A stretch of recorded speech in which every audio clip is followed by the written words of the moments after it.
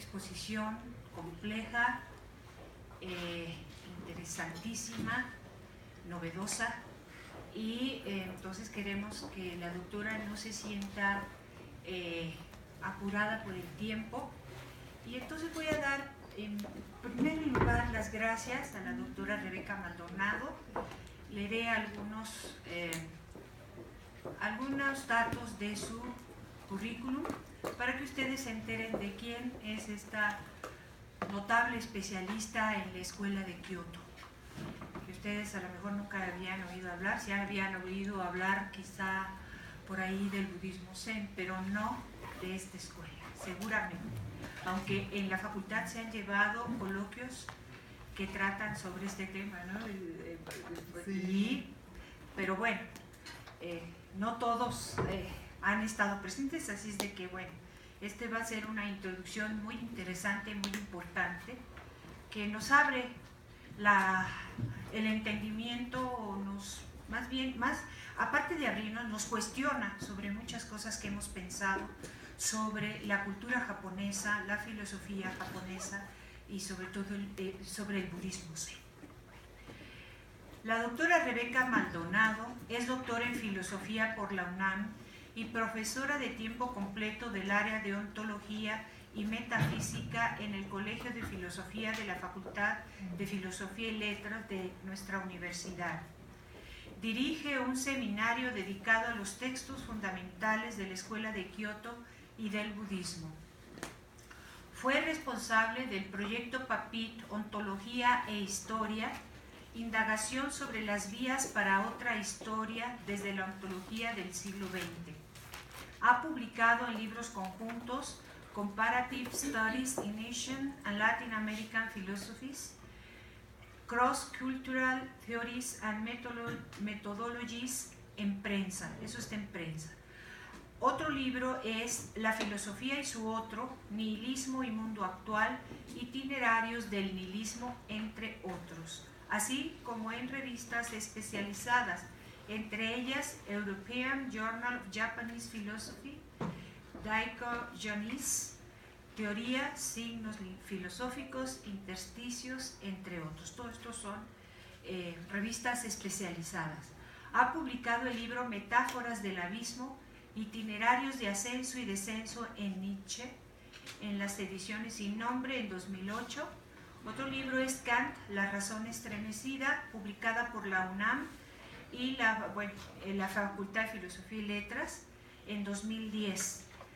La conciencia de la nihilidad en la poesía de contemporáneos, para una hermenéutica de la muerte en la poesía mexicana, esto por la UAS, me imagino que es la Universidad Autónoma de Zacatecas. Sí. 2011. Coordinó también la traducción del libro Filosofía como Metanoética de Hajime Tanabe. Es miembro de European Network of Japanese Philosophy y de la Cátedra Internacional de Hermenéutica Crítica, coordinado por Teresa Oñate de la UNED.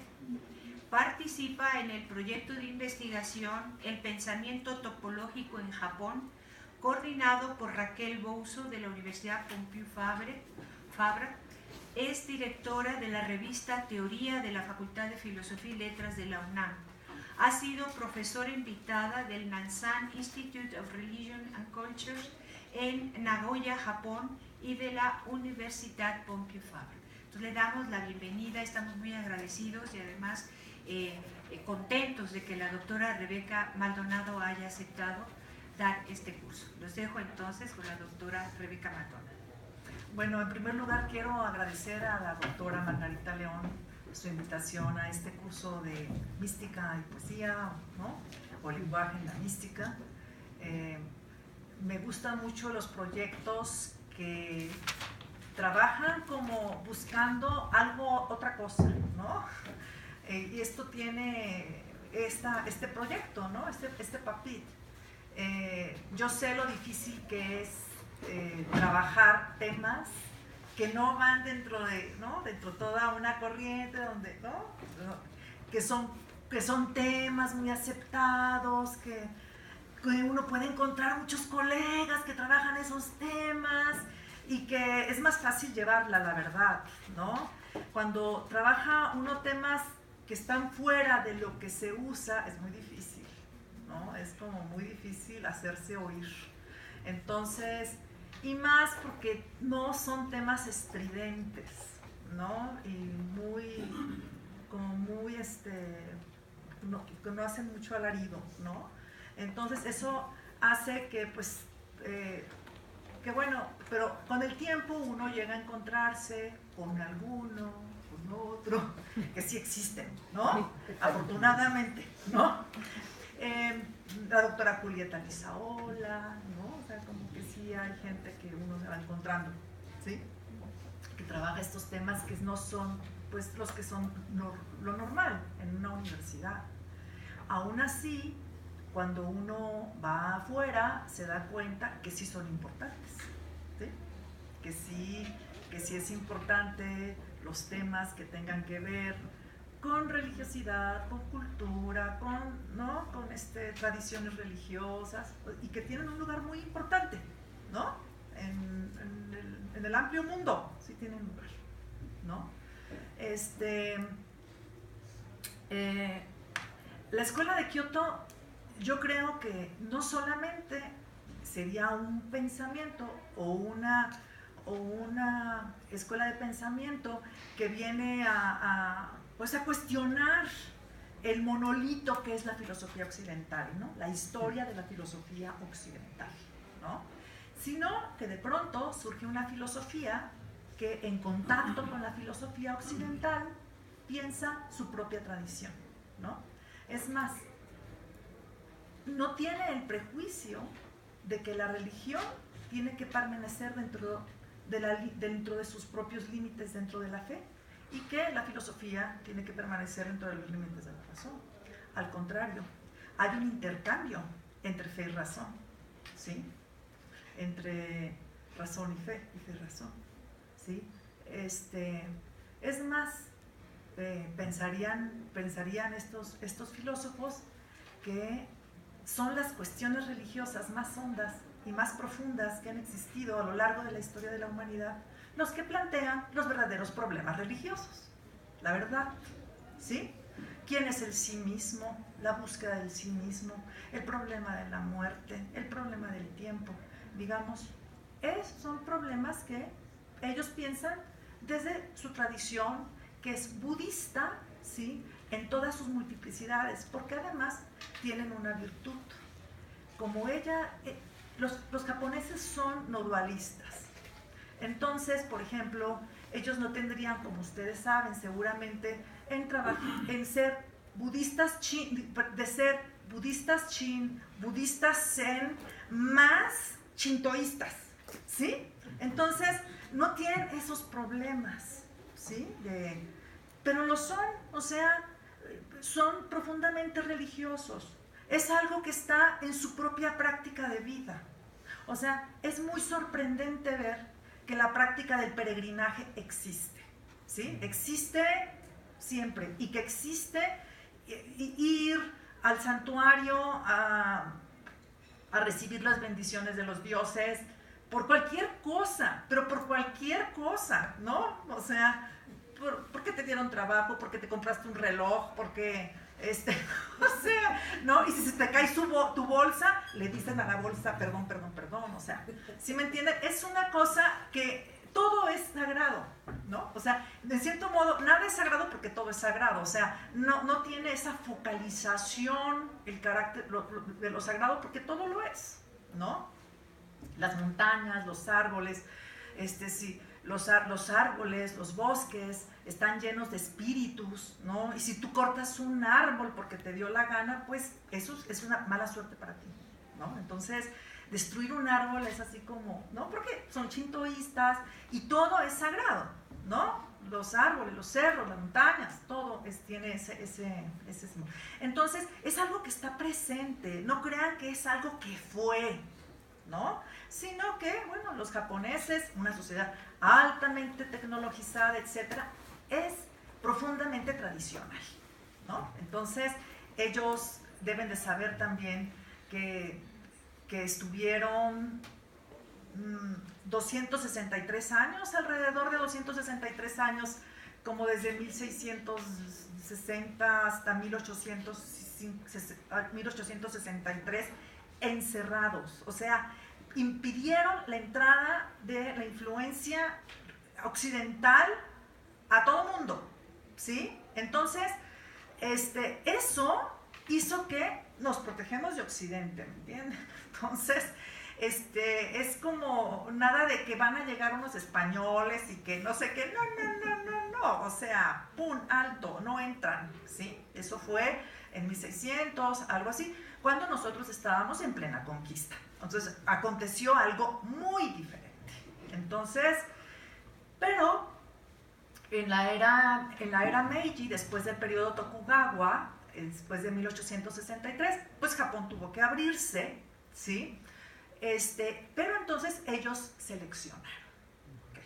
Vamos a aprender literatura, vamos a conocer la literatura, vamos a conocer la filosofía, vamos a conocer su ciencia, ¿sí? Pero manteniendo nuestro ser cultural, ¿sí? Entonces, en ese momento fue cuando Japón pues se abre la filosofía y conocen filosofía francesa, conocen filosofía alemana. En ese tiempo, pues estaba, en el caso de Nishida, estaba muy en boga William James, ¿sí? También estuvo en contacto con Bergson, o sea, con la filosofía de Bergson,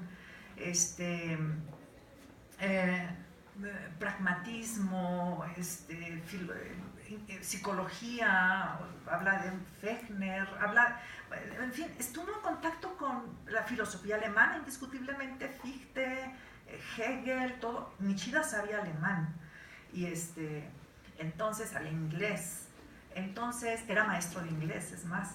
Entonces Nishida empezó como en 1895 comienza a practicar Zen, ¿sí? Zen. Entonces, el Zen es una disciplina muy rigurosa de búsqueda del sí mismo, ¿no?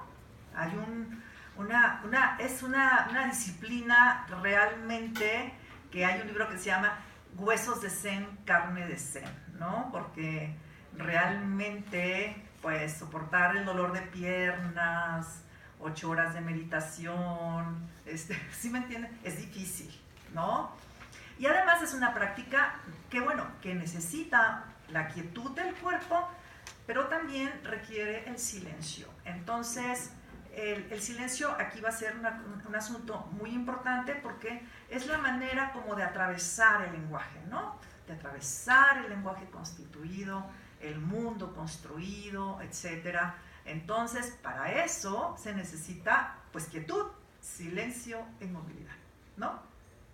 Entonces, Nishida practicó muy tenazmente el Zen y además él tenía una práctica de Zen que se llama Rinzai, que es una disciplina muy difícil porque hay un trabajo muy duro con el lenguaje, ¿no? ¿Por qué? Porque el Rinzai consiste en un trabajo con una cuestión, con una pregunta, ¿sí? Que el practicante, digamos que el practicante se embulle en ella, se vuelve la pregunta y en la medida que trata de responderla, el maestro, en el encuentro con el estudiante, pues generalmente pues lo echa fuera, ¿no? Dice, no, le toca la campanita y lo echa del cuarto, no está respondido, y el otro sigue meditando, sigue siendo zazen, porque la práctica de sentarse frente a la pared se llama zazen, ¿no? Y entonces, cuando tú vas haciendo ese proceso vas siendo rechazado cada vez, ¿no? Claro, pues tú te sientes como, ay, yo tanto que me esfuerzo, ¿no? Ajá. Entonces, toda esa cuestión de tu ego, pues se va desbaratando, es como un mazo, o sea, esta cosa de que dice Nietzsche, utilizar el martillo y romper los ídolos, bueno, de alguna manera, el Zen lo hace con el koan, ¿no? Porque pues la pregunta va justamente derrumbando tus ideas, todo lo que tú entiendes por aquello que era tener una relación con el mundo, ¿no? O sea, vas entendiendo que mango no es mango, sino ese mango sentido que te comes, que lo sientes, que ¿no? Que lo muerdes, que no, mango solo no significa nada, ¿no? Te das cuenta que tú realmente tu relación con las cosas era una cosa muy objetual, ¿no? Ahí están los objetos, acá estoy yo, sujeto, objeto, pero realmente no existía esta absorción con las cosas, ¿no?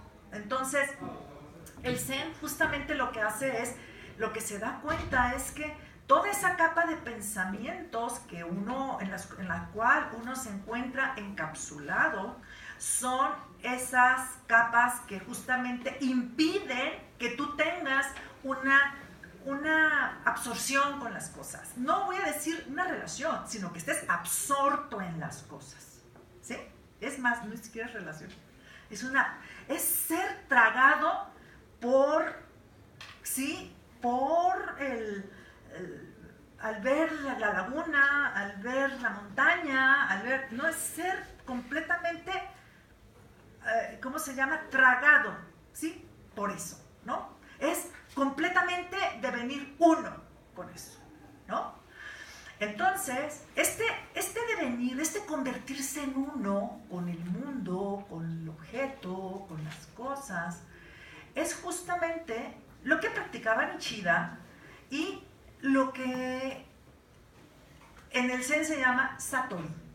Satori es la iluminación. Nosotros le decimos iluminación porque tenemos la tradición occidental, entonces nosotros le llamamos iluminación, pero lo que ellos llamarían es despertar, ¿sí? Es el momento del despertar, ¿no? Es un autodespertar, ¿no? Este movimiento de autodespertar, Nishitani le llama a él despertar la realidad en nosotros, ¿no? Es hacerse consciente de la realidad en nosotros, es volvernos reales, ¿sí? Este momento de volverse real, dice Suzuki, cuando logró resolver el koan de el sonido de una sola mano, ¿no?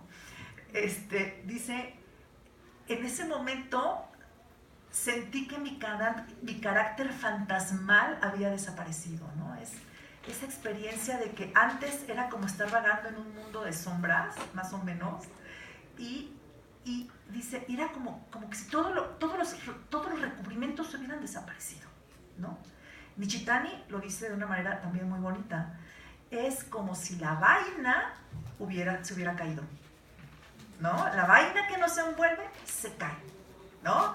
Entonces esta diferencia interior, exterior, ayer, hoy, yo, tú, etcétera, desaparece, ¿sí? Bueno, Nishida practicó el Zen Rinzai y decía, yo tengo que, o sea, lo más importante es la salvación de mi alma, ¿no? ¿Por qué? Hay otra cosa bien importante, leían cristianismo, ¿sí? Leían la Biblia, leían de los evangelios, leían todo Occidente, ¿no? Todas las obras fundamentales de Occidente las leían y lograban como asimilar, ¿me entienden? Como entender, por ejemplo, algo. O sea, las religiones se basan en una idea de muerte y resurrección. O sea, si no hay esa idea de muerte y resurrección, no sabemos de qué nos están hablando, ¿sí? Es decir, si es una religión en la que el sí mismo, el como yo, porque ellos hablan de verdadero yo, de sí mismo, pero también hablan de, por ejemplo, dice, una religión en la que el yo no sea destruido, pues no puede ser una verdadera religión, ¿no? O sea, dice, la idea de un yo es algo que nos está nublando los ojos, ¿no? Entonces, digamos como que hay en la escuela de Kioto esta tentativa, en muchas versiones, ¿sí? De que ese yo, ese yo, pues no es la gran mente, ¿no? No es el yo del autodespertar, ¿sí?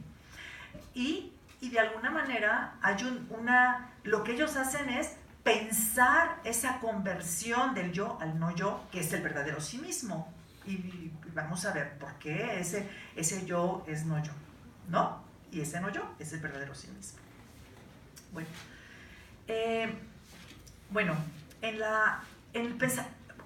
hay algo que nosotros debemos saber. El primer gran libro de filosofía japonesa se llama Indagación sobre el bien, ¿sí? Fue publicado en 1910. Es el libro, ahora que lo estamos leyendo en la facultad, otra vez y otra vez, ¿no? Me doy cuenta que es el libro más importante para todos ellos, ¿no? Para Nishitani, para Ueda, o sea, es, digamos, como que tratan de profundizar en eso que vio Nishida, ¿sí? En Indagación sobre el bien. Para sensibilizarnos de lo que puede significar bien en un pensamiento oriental.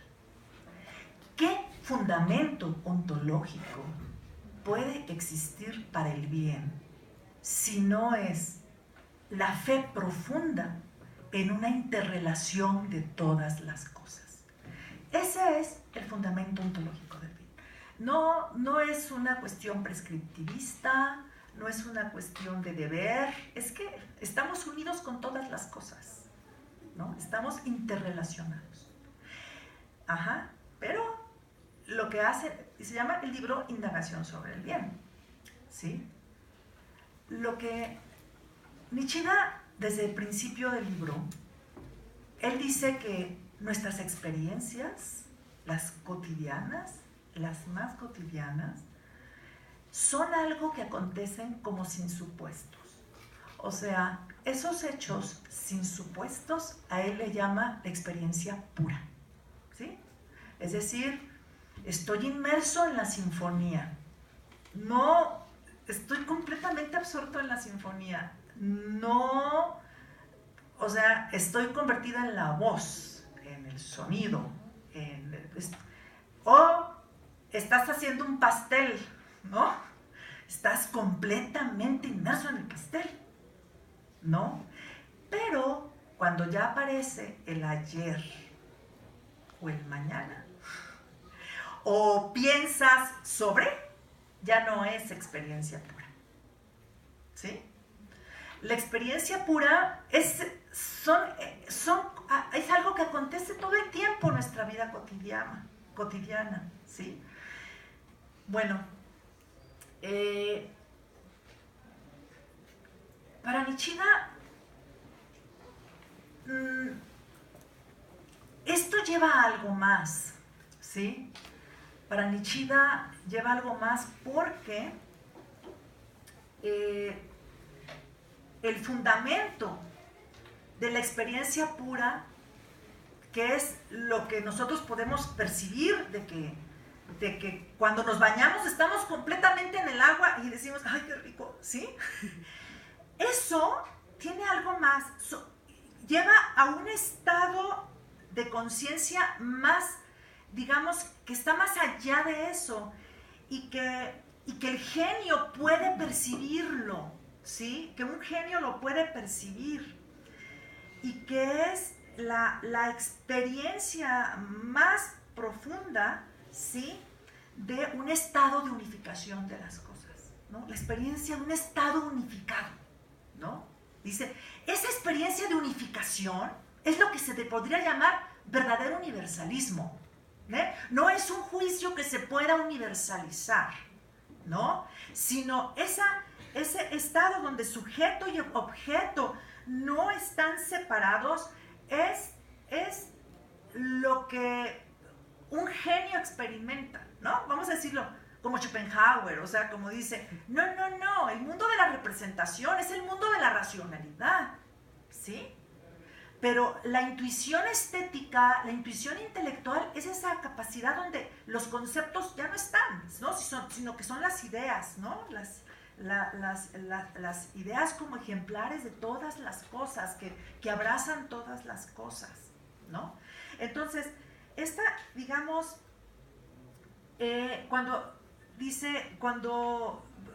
cuando se alcanza esa experiencia, esa actividad unificadora, cuando se percibe la actividad unificadora, que es toda la vida de no solamente nuestra experiencia pura, sino de todas las cosas, es cuando surge el don del arte. Eso es lo que piensa Nietzsche, ¿no? Y por lo tanto, cuando puede surgir, digamos, o sea, tener esa experiencia unificadora, esa actividad unificadora, es tener espíritu estético, ¿no? Entonces, dice, es más, algo bien importante, tener esa experiencia unificadora es hacer surgir ese don estético, pero a la vez surge un hacer, ¿sí? Dice que es un hacer, ¿por qué? Porque hay una fusión entre conocimiento y voluntad, ¿no? Entre pensamiento y voluntad. No están separados. Esto es bien interesante porque en nuestra asiaga modernidad, por ejemplo, en Kant, pues, ¿qué pensó?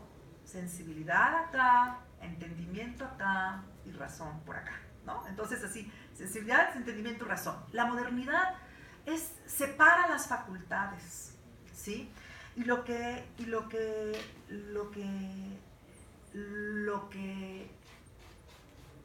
hay que decir es que Nishida no es que renuncia a la voluntad, no, sino que lo que nosotros tenemos por voluntad es un estado separado, ¿sí? Dice, o sea, lo que busca la voluntad, el sentido de la voluntad es esa unificación, ¿no? Es la unificación con todo. Ese es el sentido de la voluntad, ¿no? Y es aquí donde hay, digamos, en este hacer donde está completamente imbuido pensamiento, voluntad, ¿sí? Pensamiento, voluntad y sentimiento, dice. Pensamiento, voluntad y sentimiento están fundidos.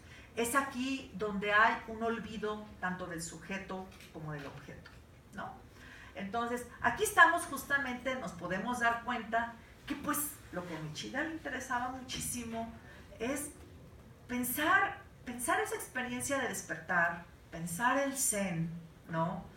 Pensar y hacer eso como el sentido de la filosofía, ¿no? Por eso le estoy diciendo que pues filosofía y religión pues aquí no están separados, ¿no? Y entendiendo esa religión como pues volverse consciente de la realidad o como despertar la realidad en nosotros, ¿no?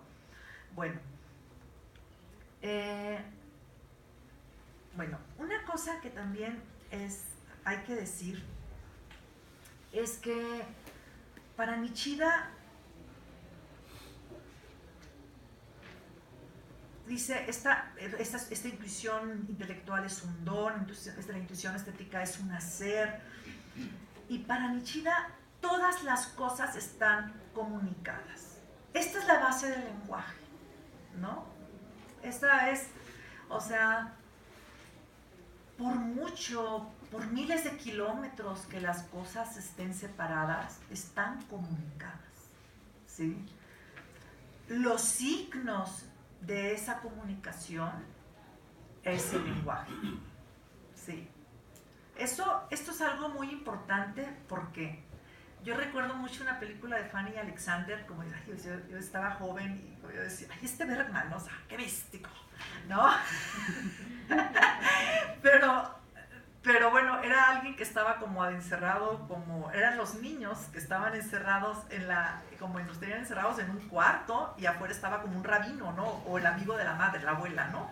Entonces, él empezó a tener influjo sobre los niños como hagan esto, ¿no? Entonces, bueno, es algo así, ¿no? Es decir, Gerardo Gali dice, no existe, que es mi maestro, ¿no? Dice, no existe la comunicación a distancia porque existan los instrumentos de comunicación, sino los instrumentos de comunicación existen porque existe entre nosotros la comunicación a distancia, ¿sí? Nomás que nosotros se nos olvida eso, ¿no? Entonces, es eso, son cosas, entonces, esta cosa de que vivimos en un universo comunicado, ¿sí? Que lo que está aquí afecta allá, o sea, que está realmente integrado, pues es una cosa que nosotros hemos olvidado, que está oculto para nosotros, ¿no? Y que Nishida dice, eso es, pues, la base del lenguaje, ¿no? Esa experiencia, ¿sí? Bueno, una cosa que me interesa mucho mencionar es que para Nishida lograr esta congruencia entre voluntad, sentimiento y pensamiento es alcanzar la paz del espíritu, ¿no? O sea, hay algo como que el espíritu no soporta la incongruencia, ¿cómo les voy a decir? ¿Sí? Como esta cosa de buscar esa congruencia es algo que es como la búsqueda del ser humano, ¿no? Y algo más que yo les quería decir es la crítica que Nishida hace a la ciencia. Para Nishida, la actividad que no traiciona esta realidad unificada, esta realidad que está profundamente integrándose, unificándose, a pesar de todo lo que le quieran hacer, ¿sí? Es el arte. El arte está en consonancia, ¿sí? Con esta actividad unificadora, ¿no? De la conciencia. Es más, digamos, como la ciencia lo que nos devuelve es pura res extensa y tiempo. Ya no, pues no tiene nada de lo que fue la experiencia pura, ¿sí? O sea, ya no es, se abre la rosa y un mundo se abre, ¿sí? Sí, ya no es eso, ¿no? No es tampoco montañas sobre montañas, verde sobre verde, ¿no? Es, como dice Heidegger, un almacén de oro, de plata, etcétera, ¿no? Entonces, lo que la ciencia nos devuelve, pues es algo que se llama naturaleza, como ya Heidegger ya lo había visto, una mera res extensa. Esto es algo que tiene profundidad, medida, anchura, y que conociéndolo matemáticamente podemos, digamos, anticipar acciones, ¿no? Bueno, para Nishida el arte es, digamos, lo que preserva esa actividad unificada, ¿no? Digamos, como que es lo que está en consonancia con esa actividad unificadora, ¿sí? Bueno, ya había dicho yo que la realidad es debido a la interrelación y el universo está interrelacionándose. Otra cosa que hay que decir es que pasado y futuro pertenecen al ámbito de la razón, de alguna manera, del entendimiento, de alguna manera. Pero esta actividad unificadora, como les dije desde el principio, si tiene un tiempo, es el presente absoluto, ¿sí? Todo lo que no tenga que ver con presente absoluto es eso lo que, digamos, lo que nos está restando la potencia, lo que nos está minando nuestra voluntad, ¿sí? ¿No? ¿Sí? Entonces, pues, estamos pensando, el futuro, que no sé qué. ¿Sí me entienden? Maquinando, ¿no? En las maquinaciones, ¿no? Estamos en las maquinaciones cuando estamos en ese campo, ¿sí? Para Nishida, esta idea de que la actividad, que las cosas se encuentran unificadas, fue algo también muy importante para Ueda y fue muy importante para Nishitani, ¿sí?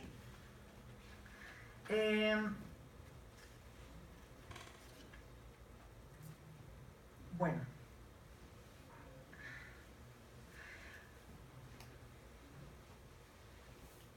Ueda dice que cuando nosotros, Chisuteru Ueda, voy a decir algo aquí un poco. Chisuteru Ueda fue el último filósofo de la escuela de Kioto.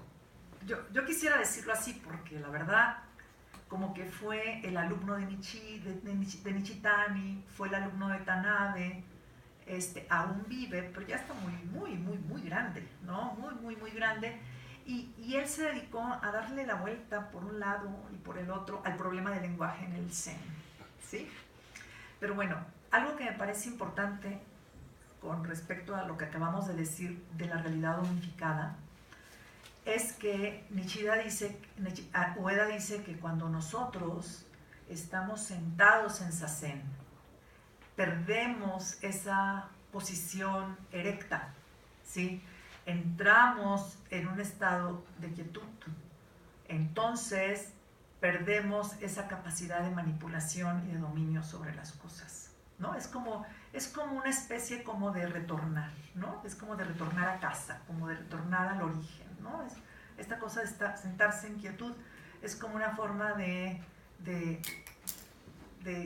no tener nada en las manos, nada, ¿no? Es como en ese momento uno, digamos, busca el cero, ¿no? Más bien, ¿no? Entonces, ese estado dice lo que él utiliza términos heideggerianos y dice que lo que acontece es como estar en la apertura absoluta, ¿no? ¿Sí? Entonces, en ese estado de apertura absoluta, dice, uno está allí 35 minutos, luego uno hace una pequeña caminata en silencio, y luego uno se vuelve a sentar, y luego vuelve a hacer la pequeña caminata en silencio. Bueno, esa es la lógica del Zen. Bueno, esas son lo que se hace en el Zen, en los sendos, en los lugares de meditación. Dice, cuando uno se levanta, se recita un canto que se llama los 4 votos, ¿sí? El canto dice, a todos los seres sin número hago voto de liberar, ¿no? Entonces, y dice otras cosas, pero dice Ueda, uno se siente llamado a liberar a todos los seres. No solamente es un canto, ¿sí?, que finaliza el periodo de la meditación o la sesión de meditación, ¿sí?, sino que es el llamado a liberar a todos los seres. ¿Por qué? Dice, porque al levantarte de tu posición de sentada, dice, se experimenta la interrelación de todas las cosas, ¿no? Como que se despierta ese carácter relacional, interrelacionado, integrado de todas las cosas, ¿no? Entonces, no es que Nishida, por ejemplo, en el caso de Nishida, no es que Nishida niegue que exista el mal, ¿sí? ¿Por qué? Porque justamente la manera en que la realidad también evoluciona o se desenvuelve es diferenciándose, ¿no? O sea, es decir, porque existe uno, existe el otro, ¿sí? Entonces, estas diferenciaciones, pues claro, también dan al conflicto o tienen origen del conflicto, ¿no? O dan lugar al conflicto. Pero, digamos, pero no hay que olvidar que su origen es la unidad, ¿sí? O sea, más o menos eso diría. O sea, no, Nishida dice, hay una parte en su obra más tardía que se llama El topos de la nada como cosmovisión religiosa, el topos de la nada y cosmovisión religiosa, que es el último gran libro de Nishida. Es muy importante porque es el libro que Nishida escribió en medio de la guerra, ¿sí? Y es como si Nishida pensara, ¿y qué diablos hacer, qué diablos pensar en medio de esta devastación, ¿no? En medio de la devastación, ¿no? Entonces, él decía que esta cosa, hay un movimiento en la escuela de Kioto que todos tratan de acercarse a ese movimiento y de explicarlo, ¿no? O sea, la realidad surge, para que vean que la gran relación que tiene con el cristianismo, por un proceso de autonegación de Dios. Ajá. Dios se autoniega para que la realidad tenga lugar, para que el mundo tenga lugar. Asimismo, los seres humanos se tienen que negar a sí mismos, ¿sí? Para que, digamos, pueda existir la compasión o el amor, ¿no? Ahora, el amor sería eso, abrazar lo que se nos opone, ¿no? Así lo piensa, ¿no? El amor es abrazar lo que se nos opone y piensa, por ejemplo, que una actividad creadora es justamente convertirse en eso que se hace. Convertirse, si trabajas la madera, convertirte en la madera. Si platicas con el otro, convertirte.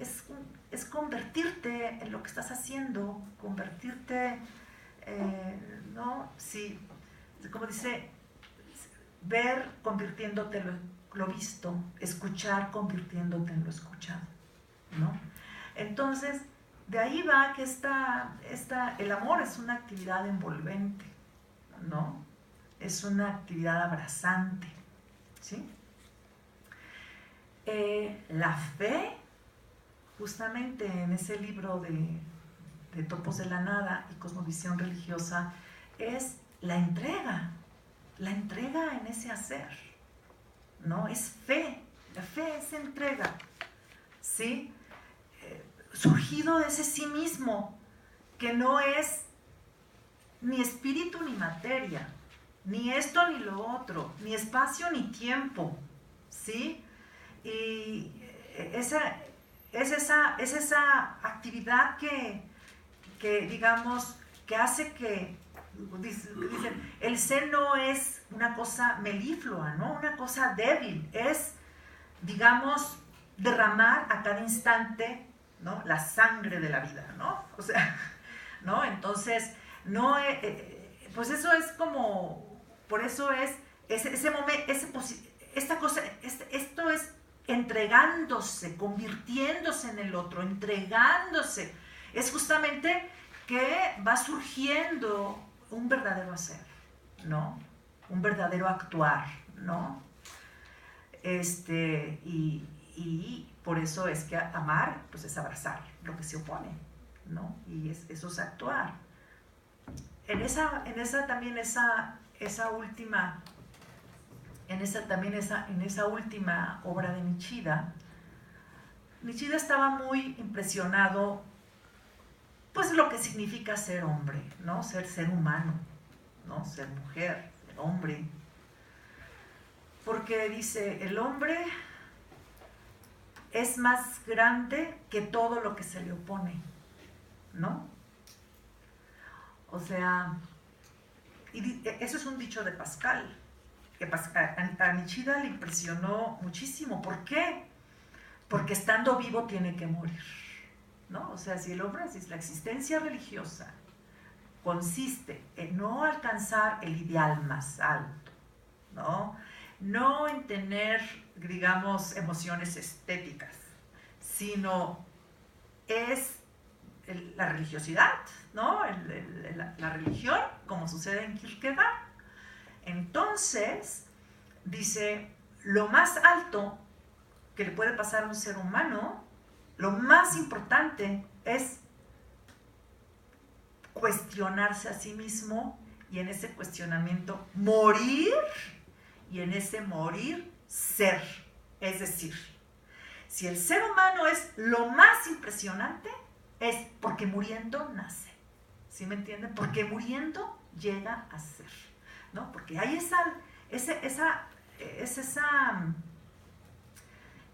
esta cosa que es contra toda lógica. ¿Sí me entienden? Es algo que está... Por eso que esta cosa de abraza lo que se le opone, que nace cuando muere, etc. Dice, eso es la experiencia religiosa, ¿no? Es más, la experiencia religiosa es el proyecto de echarse fuera a sí mismo. Eso dice Nishida en Topos de la Nada, ¿no? Y por eso, lo interesante es que desde que Nishitani lo dice, o sea, mientras Occidente pensaba en una afirmación constante del individualismo, Nishida y Nishitani decían, alcanzarse a sí mismo abandonándose a sí mismo. Cuanto más tú te afirmas a ti mismo, más te alejas de ti mismo. ¿No? Estás por el camino equivocado. Esto es una cosa que es tarde o que temprano se descubre. ¿Sí? Esta cosa de quererte afirmar inmediatamente en la inmediatez a ti mismo es imposible, es fracaso. ¿Sí me entienden? Es decir, por eso Tanabe, etcétera, insistió, falta la crítica radical. Falta la crítica radical a la subjetividad. ¿Sí? Y esa crítica radical es, muere todo el tiempo y todo está bien. No solamente alguna vez, pero todo el tiempo. ¿Sí me entiendes? Morir todo el tiempo, ¿no? Actúa como un muerto, eso es un dicho zen, y todo estará bien. ¿Sí? ¿Sí? Esta cosa se llama no tener nada entre las manos, no tener la no cosa entre las manos. Claro, es un cuestionamiento muy tremendo a una mentalidad occidental, ¿sí? Que siempre está guiada por objetivos, que siempre está guiada por metas, porque ahora esto, porque ahora el otro. Y vemos a una cultura que en su pleno desarrollo tecnológico, ¿no? ¿Cómo se llama? Aprecia una cosa que se llama wabi, que es la simplicidad, ¿no? En el Sutra del Diamante se dice, la belleza es sin adornos, ¿no? Esta cosa, la no cosa, de no tener nada entre las manos, ¿sí? Es, digamos, actuar como un muerto, ¿no? La actitud de que incluso en las peores circunstancias, digamos, se mantiene como el ciprés en el patio, ¿sí? Como un árbol en el otoño, ¿sí? Eso es lo que busca alguien que actúa desde el desprendimiento, desde la no cosa, ¿sí me entienden? Entonces, bueno, esto es lo que, esta cosa de que no hay manera de despertar al sí mismo desde la inmediatez, no hay manera. Es, claro, Tanabe utiliza el término de la mediación para pensar a ese sí mismo que tiene que abandonarse a sí mismo. Y entonces él piensa que ese sí mismo que autosustentado tiene que ser atravesado por el otro poder, ¿no? Por el otro poder, dice, por el Buda, por el Buda madre, por el Buda padre, por el Buda, por lo que quieras, por el Dios, por la realidad universal, absoluta, por lo que sea, pero tiene que ser atravesado. Y dice, y convertirse en un medio, ¿no? Ser un medio para que lo demás sea, ¿no? Es lo que te queda en esta realidad es cooperar, ¿sí? Esta es una realidad correlativa. No es una realidad de entidades independientes. Y por lo tanto, no es una realidad sustancialista. Entonces, esto, algo que era muy importante para ellos era criticar la sustancia, criticar esa cosa, cuando se piensa en sustancias, algo es porque tiene algo que lo hace ser lo que es, ¿no? Es el titoón, lo que es, ¿no? Lo que es y lo que es, ¿no? ¿Qué es y qué es, ¿no? Entonces, y lo que dice Nishida, pues lo que va a decir Nagarjuna, pues es porque no es, ¿sí? Es porque no es, porque está interrelacionado. Esto impensable para una... No conozco a Hegel, pero creo que Hegel llegaría a algo así, en otro camino, ¿sí? Porque la realidad no está separada, ¿sí? Entonces, como no puedes pensar en entidades aparte, entonces lo que es en sí mismo no puede ser, ¿sí? O sea, hay una relación entre el ver y lo visto, ¿sí? El ver no se puede ver a sí mismo, ¿sí? El carro es por las llantas y el movimiento no existe sin el carro que se mueve y todos esos relacionamientos que hace Nagarjuna, ¿sí? El libro de Nagarjuna se llama Los fundamentos de la vía media. Ese es un texto del siglo II después de Cristo. Entonces, en la India. Entonces, esta cosa, si tu origen está... Si esto tiene el origen en el otro, hay un origen condicionado, pero entonces tú no eres sí mismo. No eres sí mismo, por más que le busques, ¿sí? Entonces, pero ahí está Occidente pensando en un sí mismo, en cosas separadas, en términos de separaciones, independientes, aparte, etcétera.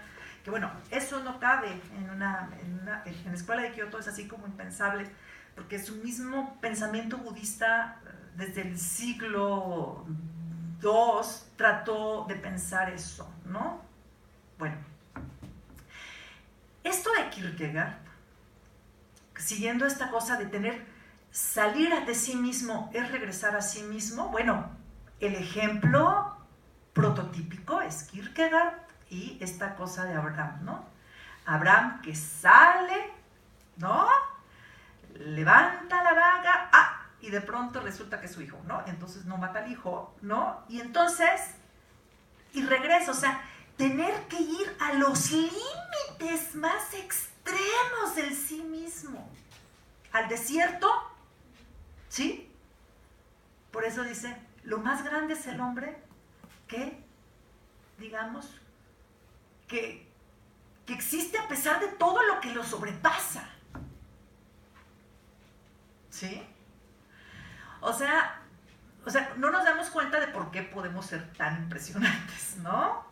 Cuando pensamos que la vida es jajaja y jojojo, o sea, qué flojera, ¿no? ¿Por qué? Es que esa experiencia de ser llevado a los límites, de tener que salir de sí, es lo que nos hace regresar, ¿no? Entonces, bueno, ese es el último libro de Nishida, ¿sí? Y Nishitani también tiene algo así, ¿no? Nishitani también tiene que pensar esa unificación, ¿no? Tiene que pensar esa interrelación. La particularidad de Nishitani es que tiene muy clara su posición en donde se encuentra con respecto a la filosofía occidental, ¿sí?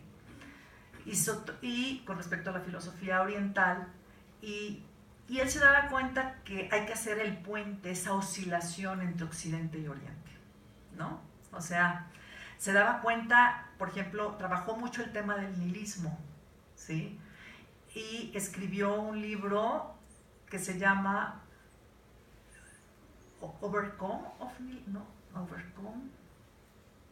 la autosuperación del nihilismo, ¿no? Mucha gente piensa, es la autosuperación, ¿no? Cómo el nihilismo supera al sí mismo, ¿no? Pero es más bien, precisamente es eso, cómo el propio movimiento del nihilismo, ¿sí? Cómo el propio movimiento de entrar en la nihilidad produce el vuelco del nihilismo, ¿sí? Si nosotros queremos,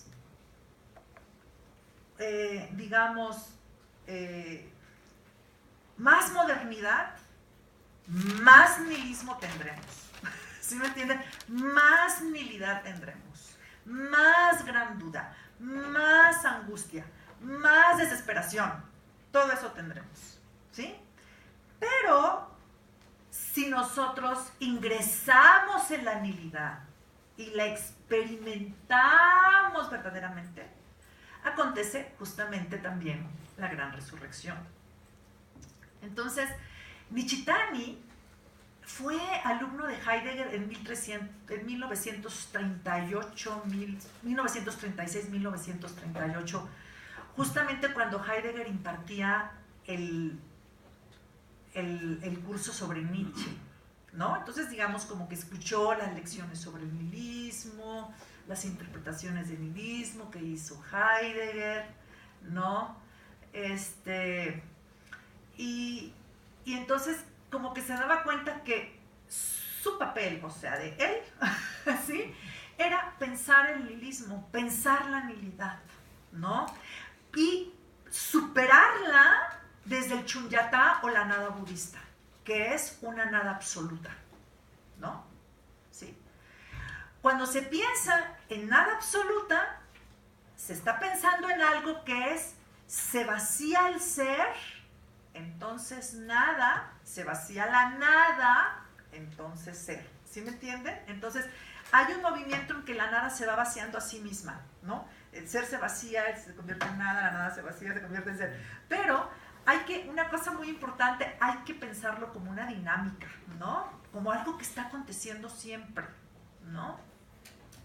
Bueno, entonces, Nishitani, en este libro de la religión y la nada, y cosmovisión religiosa, pues dice, ¿de dónde surge la religión, no? ¿Cómo puede surgir la religión? ¿Sí? Entonces, él dice que normalmente nosotros estamos como en una relación con las cosas como, ¿para qué me sirve esto y para qué me sirve el otro? Y ¿no? Y de pronto algo sucede que te dice, ¿y para qué existo yo? ¿Sí? Entonces dice, eso acontece en circunstancias muy particulares. Por ejemplo, cuando desaparece algo que hacía que nuestra vida tuviera sentido, ¿no? La muerte de alguien, un terremoto, ¿sí? Dice, en ese instante surge la pregunta, ¿sí? ¿Y qué pasa antes? Y ese es como el despertar religioso, ¿sí? Cuestionarte, ¿y por qué existo yo? Es como si el mundo copernicano del sujeto que determina los objetos, pues perdiera sentido, ¿no? No, finalidad, ¿no? Es como si se diera cuenta, dice Nishitani, que el vacío, la nada, había estado siempre bajo nuestros pies. La falla había estado siempre bajo nuestros pies. O sea, y ahora no somos conscientes de la falla. No, la falla ahí siempre está. ¿Sí? ¿Así como entienden? Como el terremoto, ¿no? El vacío, allí está, la falla, ¿no? Ahí está. Pero cuando siempre nos damos cuenta, ¿sí? Entonces esa realidad, esa existencia autosuficiente y confiada y autosustentada, etcétera, desaparece. Lo mismo, Heidegger dice más o menos lo mismo, ¿no? Dice Heidegger, es esa inseguridad esencial, ¿no? Esa inseguridad, dice, que provoca que el ser se sustrae, o sea, pero que nosotros no nos damos cuenta, o sea, el ser se retrae, el ser se rehúsa, el ser se esconde, ¿no? Entonces, nosotros lo que hacemos es aprovisionarnos, asegurarnos, apetrecharnos, ajá, ¿sí? Y volvernos como, ¿no? Como según nosotros muy poderosos, ¿no? Dice, pero surge de una inseguridad esencial, ontológica, ¿no? Entonces, claro, porque del ser no hay nada, porque el ser se retrae, porque el ser se sustrae, porque, ¿no? Entonces, lo que usamos es pues tener entes en las manos todo el tiempo, sin descanso, ¿no? Y entonces Nichitani también le pasa lo mismo y se dice, pues la nada había estado siempre abajo, ¿no? Bueno, ¿qué pasa con Nichitani? Siguiendo esta misma tradición occidental crítica, ¿sí?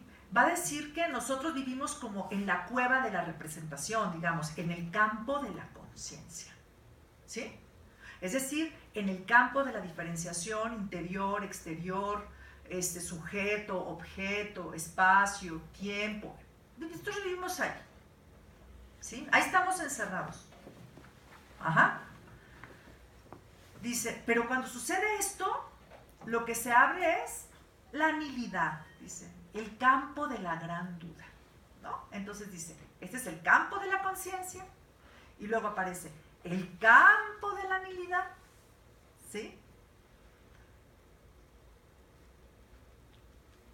Y ese es el campo donde está la gran duda, ¿no? Es el campo que atravesó Descartes, ¿no? O sea, el problema con Descartes es que dijo, dudo, pero existo, ¿sí? O sea, como que lo que hace es, lo que dicen ellos es que entonces no se cuestionó más atrás, ¿no?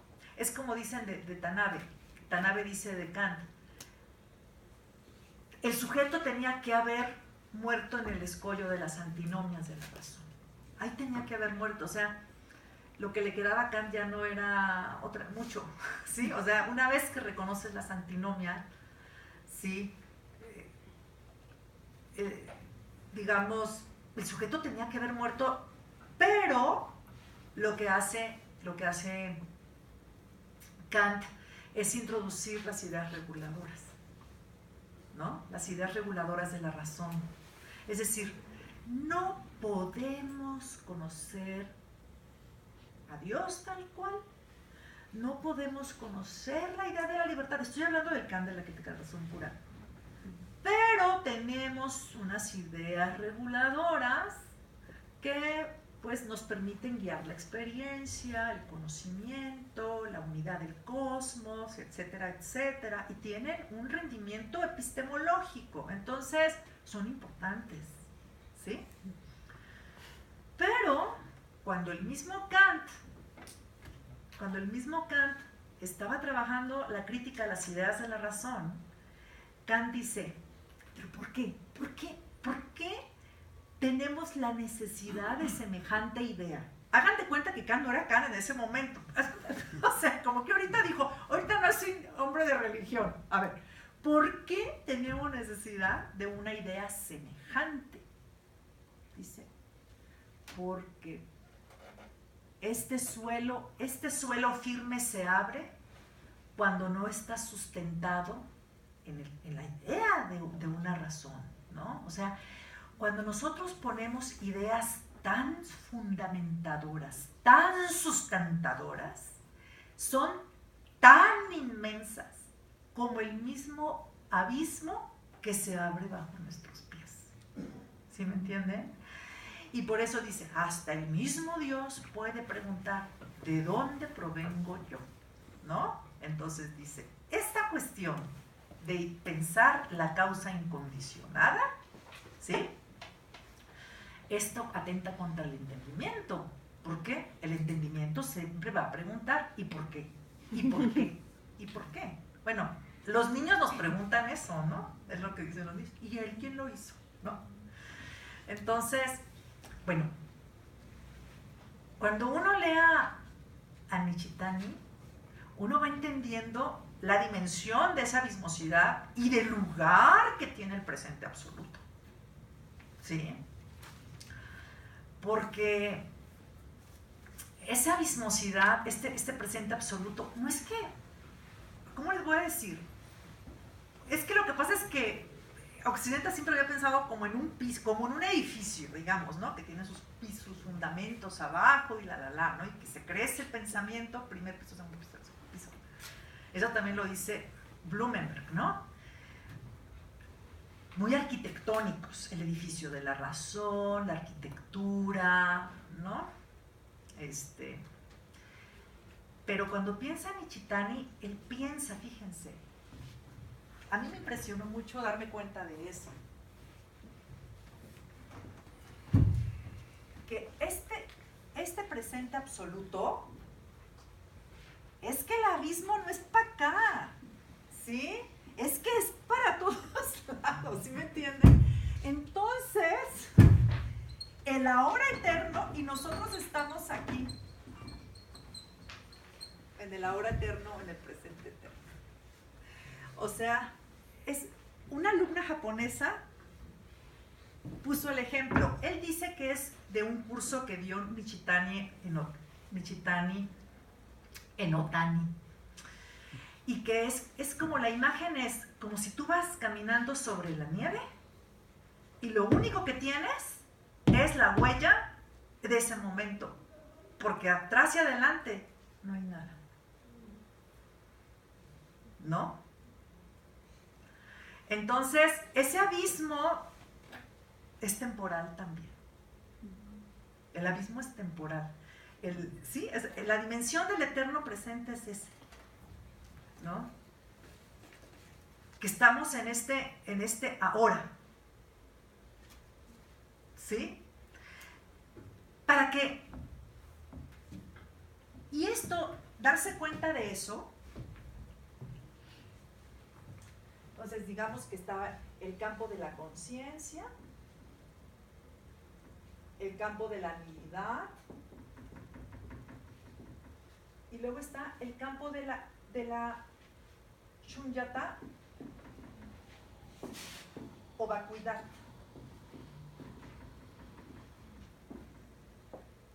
Entonces, como que hay un paso de aquí, ¿no? Hay como unas transiciones del campo de la conciencia al campo de la unidad y del campo de la unidad al campo de la vacuidad o del shunyata.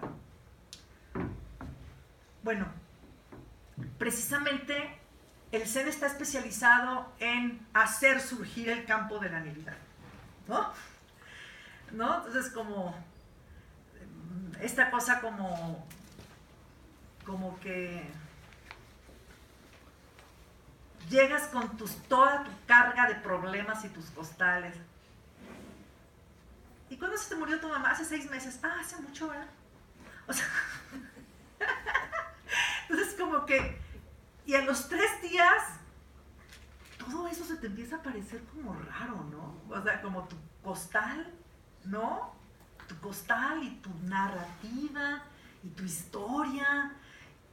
Y ya empiezas como si realmente como que la vaina comienza a desprenderse, el cochambre, ¿no? Y la grasa, ¿sí? Entonces, pero es justamente por la nilidad es como la cuestionabilidad. Yo creo que Nishitani es esta cosa, hacer aparecer la gran duda, ¿no? La nilidad es el aparecer la gran duda. El aparecer de la gran duda. Les voy a decir por qué gran duda.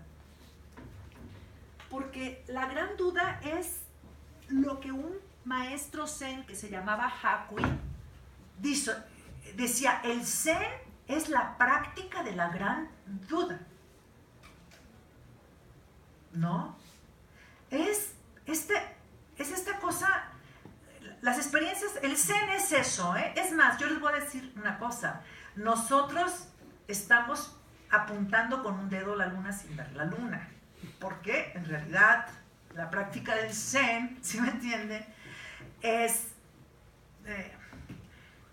son experiencias como las se cuenta Hakuin, ¿no? Entonces, estaba practicando mi koan y salí a pedir limosna, porque ustedes saben que la práctica, una de las prácticas en los monasterios zen es salir con tu bol, a pedir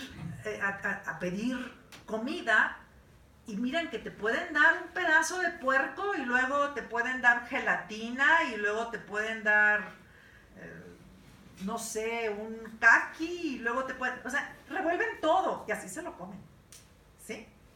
Entonces, bueno, entonces salió a pedir su limosna y una mujer lo azota, dice, quítate de la puerta, y le da como 20,000 golpes. Y entonces le dio un ataque de risa, que fue, él había estado intentando resolver el koan, pero esta cosa que le habían dado tal paliza al sí mismo, ¿sí me entienden? Como que fue la experiencia de, ¿no? Entonces, esto es, no basta, ¿sí me entienden? No, es estar en la pregunta, pero hay un encuentro con algo, un cruce con algo indispensable que produce ese despertar, ¿sí? Entonces, el Zen no tiene más de dónde agarrarse que con ese encuentro en el mundo cotidiano, ¿sí? Ese encuentro que produce la armonía de lo absoluto y lo relativo, ¿sí me entienden? ¿Qué es el Buda? 3 libras de lino, eso es Buda, ¿no? Entonces, tiene que ser algo inmediato, instantáneo, un acto que el maestro Zen lo puede producir, dependiendo de la circunstancia, ¿no? Por ejemplo, alguna vez estaba un monje que era muy experto en el Sutra del Diamante, que se llamaba Tokusan. Entonces, y era muy creído, porque él decía, yo soy experto en el Sutra del Diamante. Y entonces, él le dijo a una mujer que estaba en un mercado, dame unos pastelitos. A ver, en el Sutra del Diamante se dice que no existe ni la mente del pasado, ni del presente, ni del futuro. ¿Con qué mente vas a tomar los pastelitos?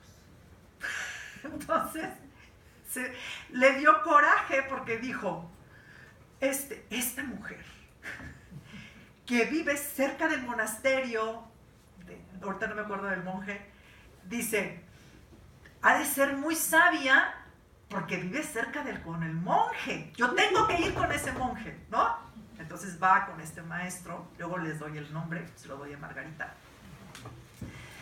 Y entonces, y el monje lo oyó toda la noche, todas sus interpretaciones posibles del Sutra del Diamante, que es muy impresionante el Sutra del Diamante. Y entonces, el maestro, cuando ya dijo, ya basta, a dormir. Entonces el maestro, cuando ya se iban a despedir y le iba a dar la linterna, se la apaga y se le hace la oscuridad total. Dice, maestro, acépteme como su alumno. ¿Sí me entienden?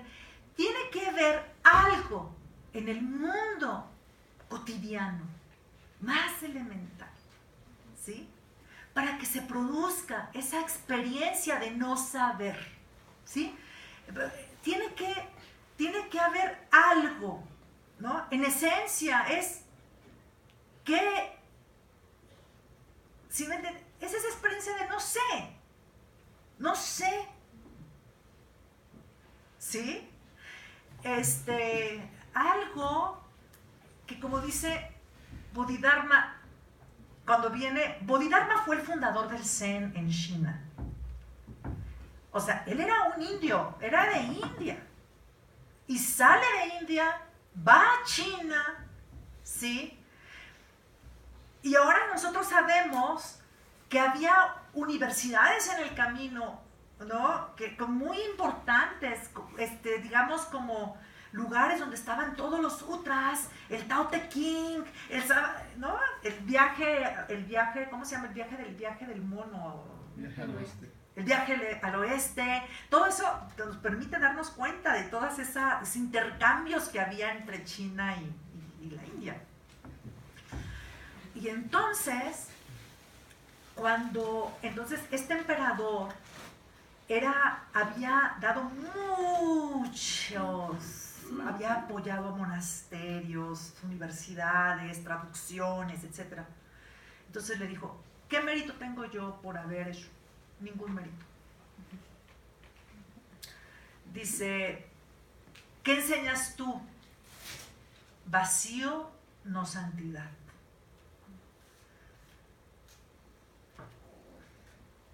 ¿Quién eres tú? No sé. ¿No? Entonces hay muchos koanes. Esto, por ejemplo, es un mondo, ¿no? En el Zen se conoce como mondo. Estos pequeños diálogos entre el maestro y el alumno se conoce como mondo. Entonces, esto es multicitado. Y esta cosa de la citación de mondos es importantísimo. Como disciplina, como práctica de enseñanza, ¿no? ¿Por qué vino Bodhidharma de China? ¿No? Entonces tú tienes que tener en la mente el mundo de Bodhidharma, ¿no? Entonces, y se convierte en un koan, ¿no? En una pregunta enigmática, ¿por qué vino Bodhidharma de China? ¿No? Entonces, esta cosa de no sé, ¿no? O, por ejemplo, hay otro mundo que dice, maestro, me busco y no me encuentro. Ya te has encontrado, ¿no? Entonces, esta cosa de producir esa experiencia de no saber, ¿no? De cuestionabilidad, es una cosa muy importante en el Zen, ¿no? Esta cosa del no sé, ¿no? Producir no sé. Ajá. Entonces, les decía que yo veía que aquí estaba muy influenciado o había encontrado Nishitani unas resonancias muy importantes con Heidegger, porque precisamente Heidegger hablaba de la Fragwürdigkeit, ¿no? Es la cuestionabilidad misma, no es una pregunta X, ¿me entienden? Que es el ente o X o Y, sino sostenerse en la cuestionabilidad. O sea, lo que importa no es ni siquiera la pregunta, ¿sí me entienden? Lo importantísimo es la interrogación, ¿no? Es como transgredir nuestras seguridades, ¿no? Como cuestionarlas, como simbrarlas, ¿no? Pero eso es en realidad el koan, ¿no? Que es lo mismo que te preguntes qué es mu, o cuál es el sonido de una sola mano, o no, en realidad es sostenerte en ese estado de tensión hasta hacerte sudar, ¿no? Así, ¿no? Y hasta que te truenen los huesos, ¿no? O sea, ¿no? Entonces, bueno, eso es lo que Nishitani está pensando por esa experiencia de la nilidad, ¿no? Entonces, bueno, Hakuin es el que fue experto en esa experiencia de la gran duda, ¿no? Hakuin, que es un monje del siglo XVII en Japón, ¿sí? Él dice que en la vida, es que no es como el despertar en la vida no acontece una vez, él dice, acontece muchas veces, muchas, ¿no? Y el koan es el instrumento más poderoso, ¿no? Él piensa también que, bueno, hay otro budismo en Japón que se llama el budismo de la tierra pura, que es un budismo. Es un budismo sustentado en la creencia en el Buda Amida, ¿no?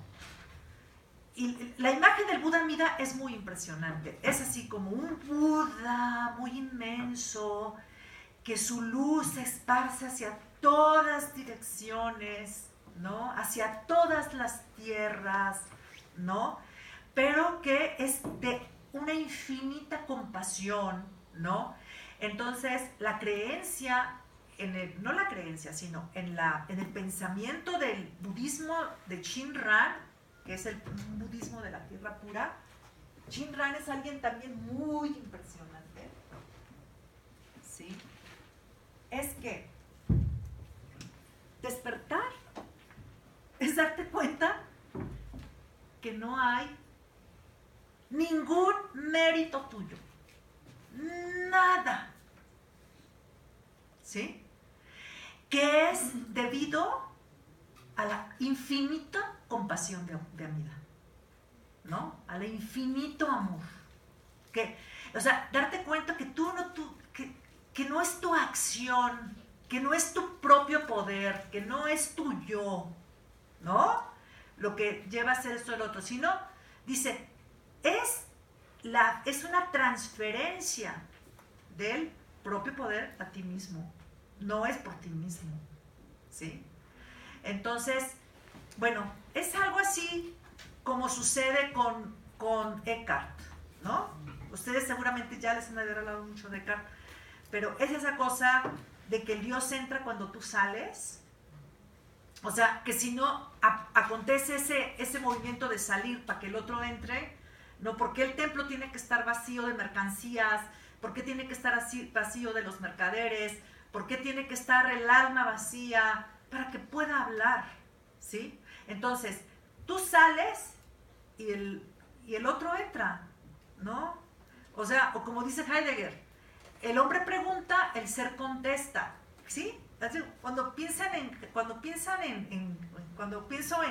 budismo de la tierra pura, me sale todo el tiempo en la cabeza Heidegger, ¿no? Porque el Sein que piensa Heidegger en Beiträge, en aportes a la filosofía, etcétera, es eso como ¿cómo se llama? El hombre necesita al ser, ¿no? El hombre pertenece al ser y el ser necesita al hombre, ¿sí? Entonces, como que hay una relación, ¿sí? Una relación, una permeabilidad entre lo absoluto y lo relativo, entre el hombre y el sein, el ser, etcétera, ¿no? Entonces, pero para Heidegger, para que este intercambio suceda, tiene que haber completa pobreza. Pobreza. Y eso, claro, tiene que ver con el hombre pobre de Eckhart, ¿no? Con la Gelassenheit, con el dejar, con etcétera, etcétera. O sea, tiene que ver, o sea, la época de la carencia de indigencia es la más triste de las penurias. Entonces, para que el ser hable, tiene que haber, así, dice, pobreza,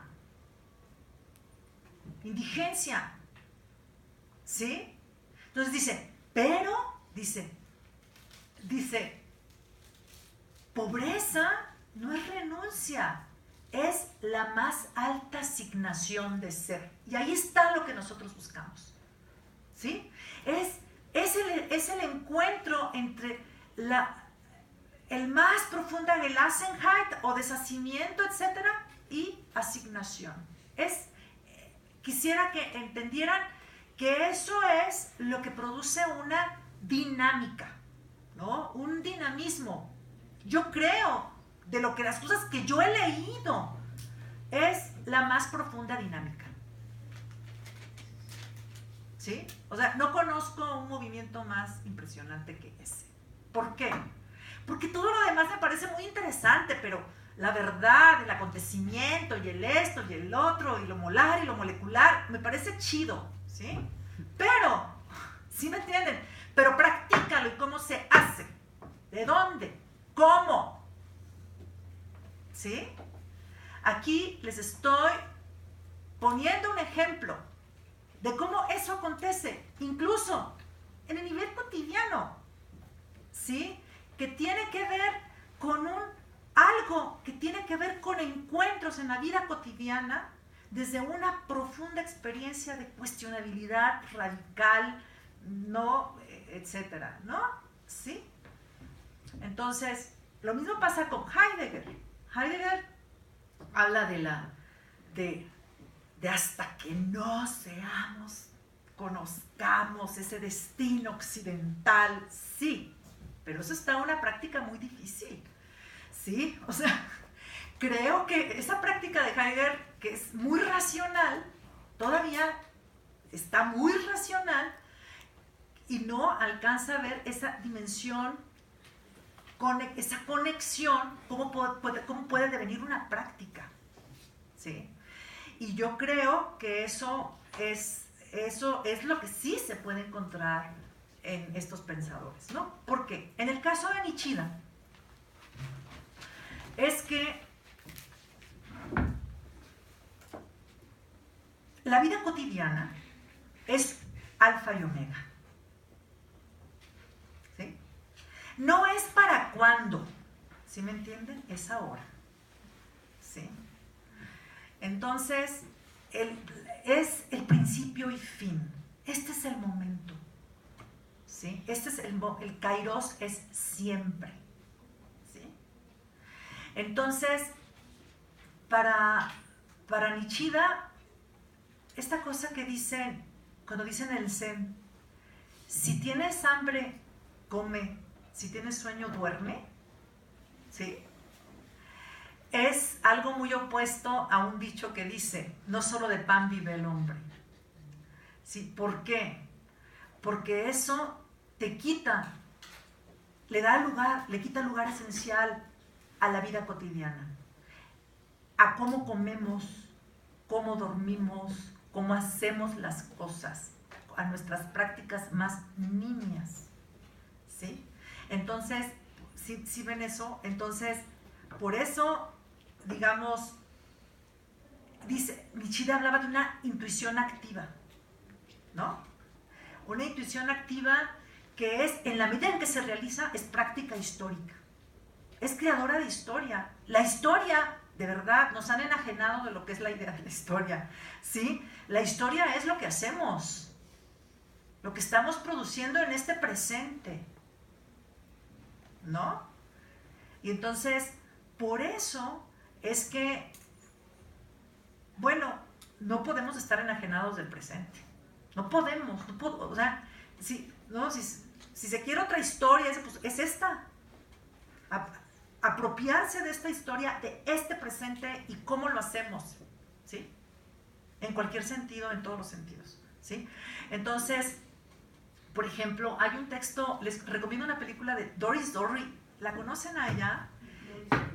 Sí, es una mujer que hizo hace muchos años un texto, que es un libro que se llama, una película que se llama Iluminación Garantizada, pero hizo otro de un monasterio zen que se llama Cómo cocinar tu vida.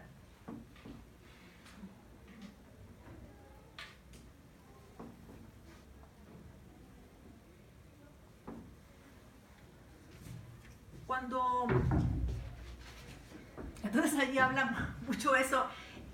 Es un cocinero, un tenso, ¿no? Un tenso que está en el monasterio y aparte es el maestro del monasterio, ¿no? Entonces, ¿cómo aprende uno zen? Pues cocinando, ¿sí? O sea, ¿cómo aprendes la impermanencia? Pues es que el apio se puso amarillo, ¿me entienden? Entonces, y el brócoli, pues ya también se puso medio con puntitos. Entonces, estamos haciendo la práctica de la impermanencia. Entonces, hagamos eso una pizza, ¿sí me entienden? Entonces, es eso que te das cuenta, dice, mira, estas teteras son sinceras. ¿Por qué? Porque no tienen cera, tienen su abolladura, ¿no? No queremos ocultarlas, no queremos ocultar las huellas de esa fragilidad, ¿sí me entienden? Entonces, por eso les digo, es práctica, es en lo que hacemos, es en el desenvolvimiento mismo de la vida ordinaria y práctica. ¿Sí? Bueno, les recomiendo la película de Doris Doran. Pues esa es una alemana. Y la discriminación garantizada es muy también.